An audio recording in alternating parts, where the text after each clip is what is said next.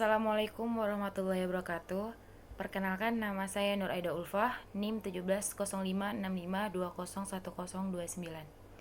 Baiklah, di sini izinkan saya untuk mempresentasikan hasil video saya tentang negara berkembang dan negara maju. Nah, di sini saya mengambil negara berkembang, itu contohnya negara Mongolia. Oke, sebelum memasuki eh, pembahasan tentang negara berkembang, saya akan membahas 4 poin penting, yaitu susunan negara, bentuk pemerintahan, dan sistem pemerintahan. Oke, selanjutnya adalah Mongolia. Nah, Mongolia adalah sebuah negara republik yang terletak di Asia Timur. Negara yang terkurung daratan ini hanya berbatasan darat dengan dua negara, yaitu negara Rusia dan di sebelah utaranya dan Cina Tiongkok di sebelah selatannya. Pada abad ke-13, Mongolia merupakan pusat kekaisaran Mongol yang berhasil menaklukkan sebagian besar wilayah Asia dan Eropa.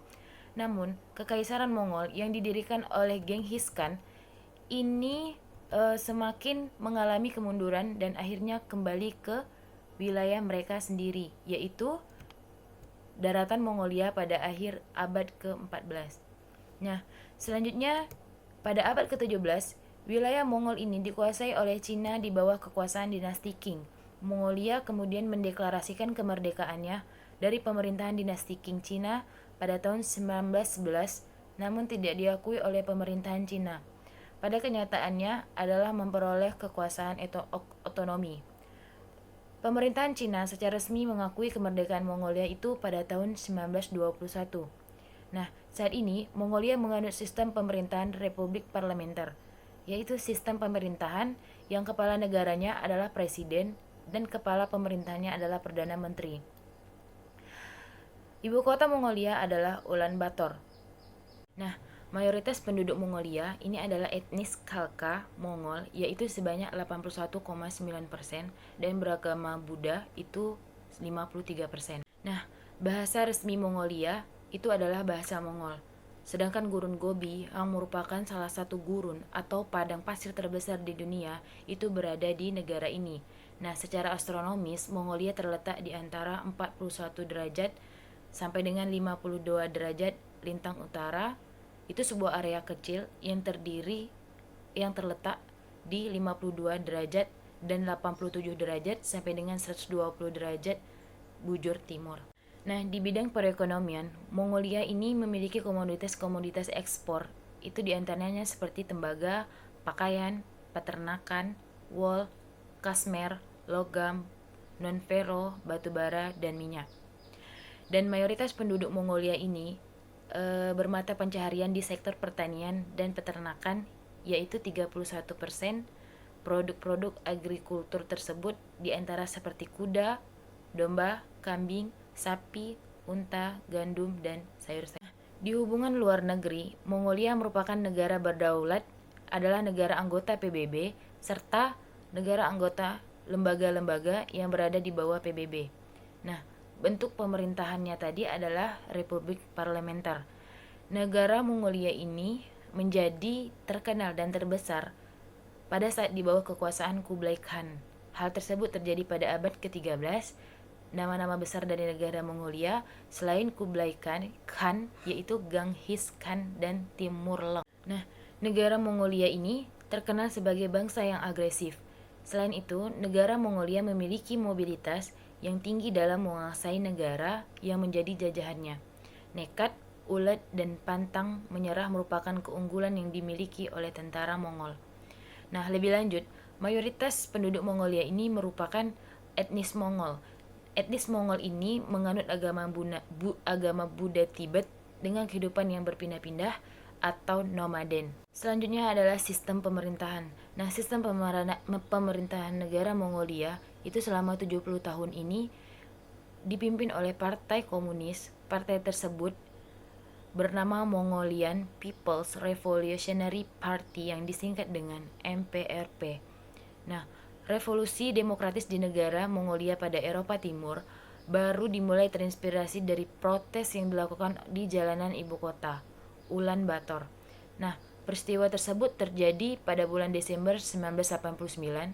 Komite Pembuat Kebijakan Pokok dari Partai Komunis, MPRP memilih untuk mengundurkan diri secara massal pada bulan Maret 1990.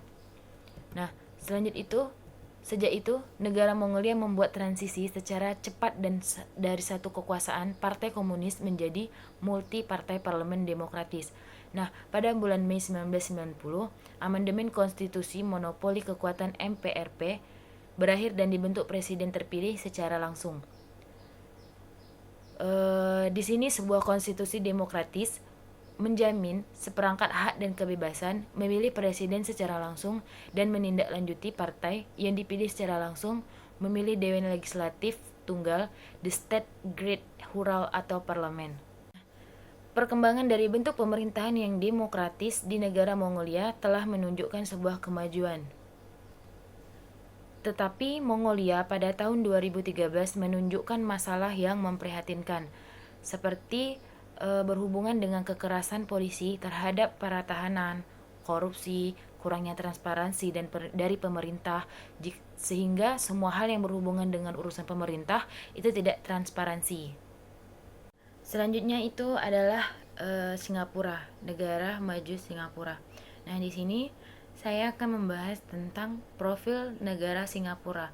Negara Singapura ini bahasa resminya adalah Mandarin 35%, 23% Melayu, 14% Hokkien, dan Kanton 5,7%, serta Tamil 3,2%, dan Cina lainnya 1,8%. Nah, ibu kota Singapura adalah Singapura, kotanya. Selanjutnya, jumlah penduduk negara Singapura itu sekitar 5.460.302 orang. Etnisnya adalah kebanyakan Cina 76,8%, Melayu 13,9%, dan India 7,9%, dan lainnya 1,4%. Nah, agama yang dianut itu adalah Buddha, Islam, Tao, Hindu, Katolik, Kristen, atau tidak beragama. Nah, mayoritasnya adalah Buddha. Selanjutnya adalah bentuk negara. Nah, bentuk negara Singapura ini adalah kesatuan. Dan sistem pemerintahan negara Singapura ini adalah parlementer, di mana presiden adalah kepala negara yang dipilih untuk jabatan 6 tahun. Presiden yang hendak dipilih sekurangnya pernah menjadi menteri kabinet hakim.